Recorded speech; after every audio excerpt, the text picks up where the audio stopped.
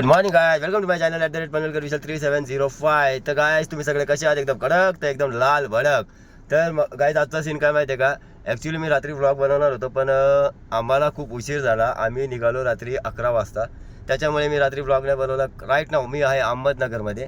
अहमदनगरमध्ये मी कुठे आहे, मी का आलो आहे, कुठे चाललो आहे, तर स्टे ट्यून. भेटतो मी तुम्हाला थोड्या वेळानंतर आणि तुम्हाला मी दाखवतो आम्ही कुठे आलेलो आहे. तोपर्यंत तुम्ही आजूबाजूचा निसर्ग एन्जॉय करा.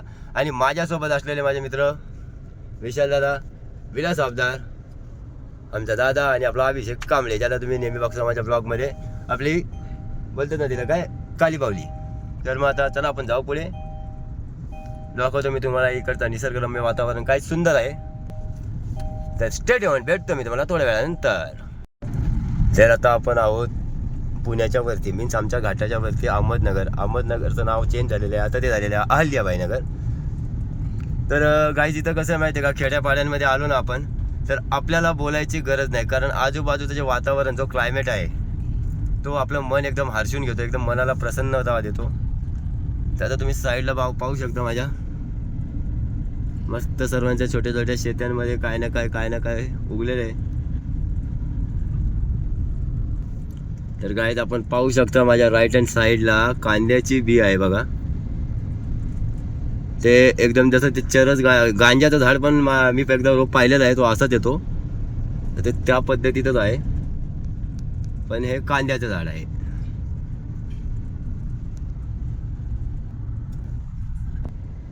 तर आमच्या इथेही मला वाटतं वाडा बसलेला आहे धनगर समाजांचा.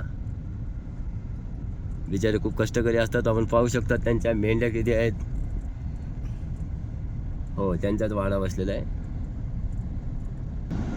तर मित्रांनो आपण पाहू शकता, जे आपल्याला जे डोंगरावरती जे मंदिर दिसत आहे, ते मच्छिंद्रनाथांचं मंदिर आहे.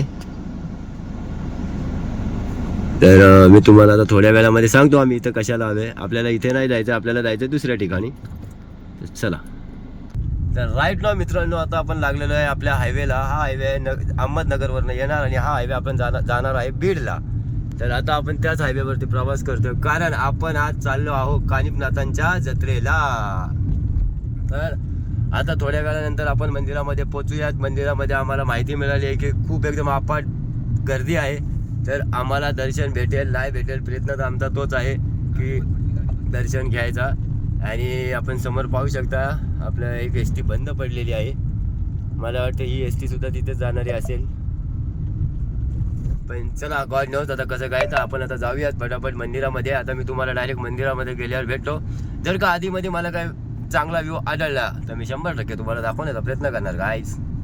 तर आपण पाहू शकता की गहू किती सुंदर आलेला आहे. एक झलक घ्या, कारण रस्त्यावरती गाड्या बऱ्याचशा आहेत. एकदम सुंदर पद्धतीने आलेला आहे आपला गहू. आणि इथं तसंच मक्याचं रोपटं आहे. तर मित्रांनो राईट नाव आपण देवळाली गावामध्ये चैतन्य स्वामींच्या मंदिरामध्ये आलेलो आहोत. त्यांनी इथं समाधी घेतली होती, आपण पाहू शकता.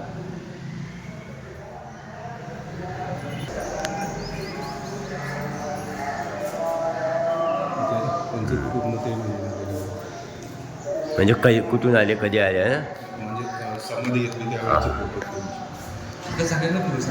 ते फोटो जे आहेत ते ब्लॅक अँड व्हाईटमध्ये आहेत. मी तुम्हाला दाखवायचा प्रयत्न करतोय.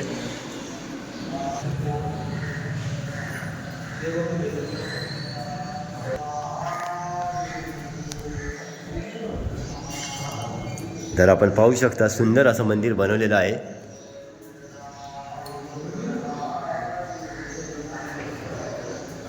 आणि दादा आणि मी प्रदक्षिणा घालत होतो.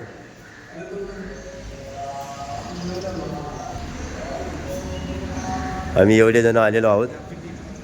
ही आमची टीम आहे. आता आम्ही सेमीफायनलमध्ये, आता आपण झालो फायनल राऊंडसाठी.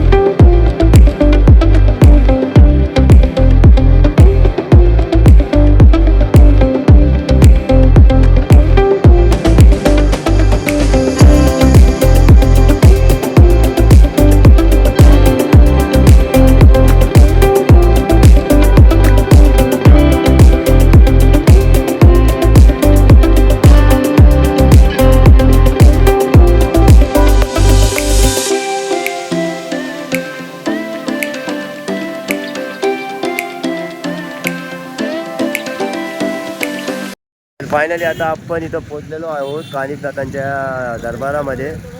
तर रात्रीसारखी एवढी गर्दी तर नाही आहे, पण आता मी तुम्हाला दाखवतो. आजही बराचसा क्राऊड घरी जायचा राहिलेला आहे. आता स्टेशन भेटतो मी तुम्हाला दाखवतो की आता आम्ही तिथं आहोत. तिथं ह्या क्षणाला पण बरीचशी गर्दी आहे. तर बघा काही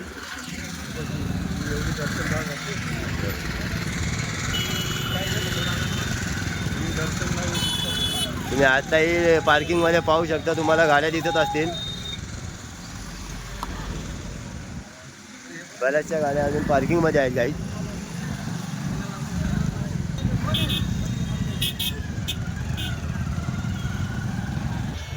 तर तुम्ही आता पाहू शकता गाईज, आपल्याला मंदिर एकदम क्लिअर कट दिसत आहे.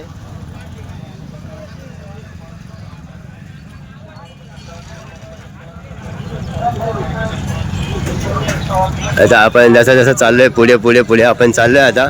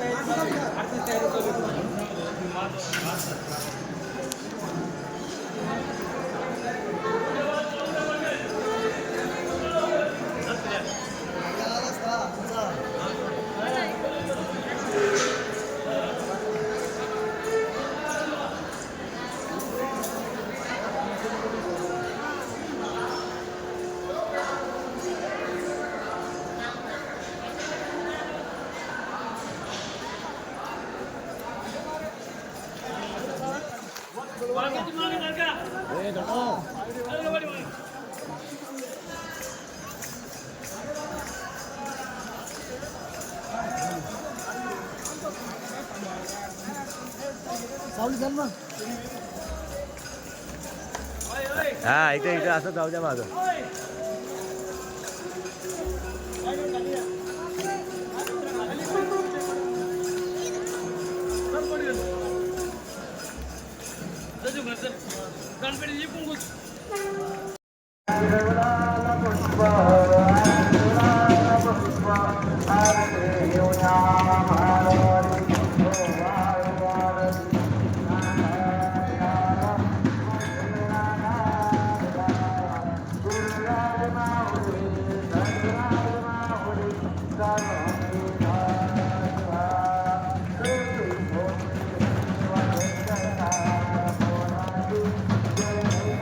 तर फायनली गाईज आमचं दर्शन छानपैकी झालेलं आहे आणि आता आपण निघालेलो आहे मढीला.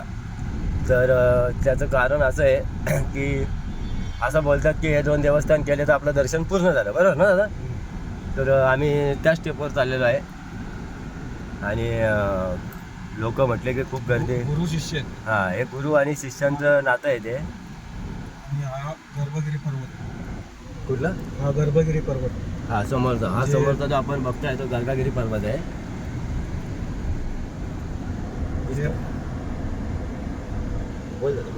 म्हणजे ते पूर्वी असं नवनाथ ग्रंथामध्ये लिहिलेलं आहे, इथं वीट फेकली होती सोन्याची, तर डोंगर सोन्याचा, अशी एक आख्यायिका आहे.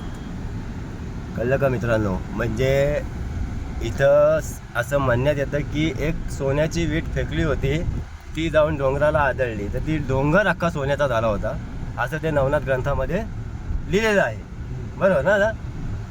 जर मित्रांनो आमच्यापैकी असं हुशार कोण नाही आणि आम्हाला काय कुठल्या देवाची काय विटंबना करायची नाही आहे. आमची इच्छा होती, मनामध्ये एक श्रद्धा होती, आम्ही इथपर्यंत पोचलो. विशालदादाने आम्हाला इथपर्यंत आणलं. जर चुकून माकून एखादा शब्द काय चुकीचा असेल तर तो पोटीच घालून घ्या, तुमचा राणा भाऊच आहे मी फक्त ज्यांना यायला जमलं नाही काही अडचणीमुळं, त्यांनी आपली व्हिडिओ बघितल्यावर त्यांचं मन थोडंसं समाधानी होईल आणि हीच आपली सदैव इच्छा असणार आहे. तर चला मित्रांनो, आता आपण चाललेलो आहे आपल्या दुसऱ्या मंदिराकडे. तर भेटूयात तुम्हाला थोड्याशा वेळानंतर. तर फायनली आता आपण आलेलो आहोत मढीला आणि आपले साथीदार आपल्यासोबत आहे. तर तुम्ही एकदा लुक चेकआउट करा मित्रांनो.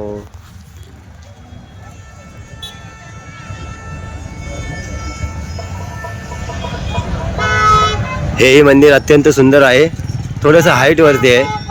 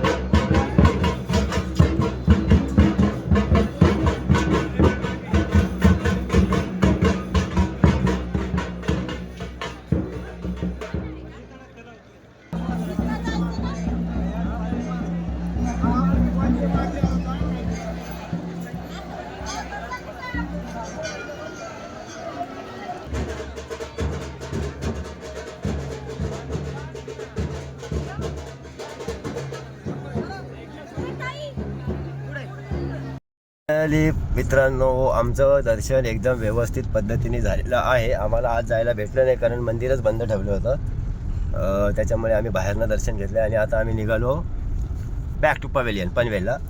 तर तिथं मला आता दादाने सांगितलं तिथं वरती एक झाड आहे.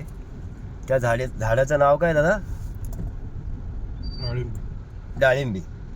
डाळिंबी म्हणून एक राक्षसीन होती किंवा एक असं डाळिंबी म्हणून एक होतं कोणतरी.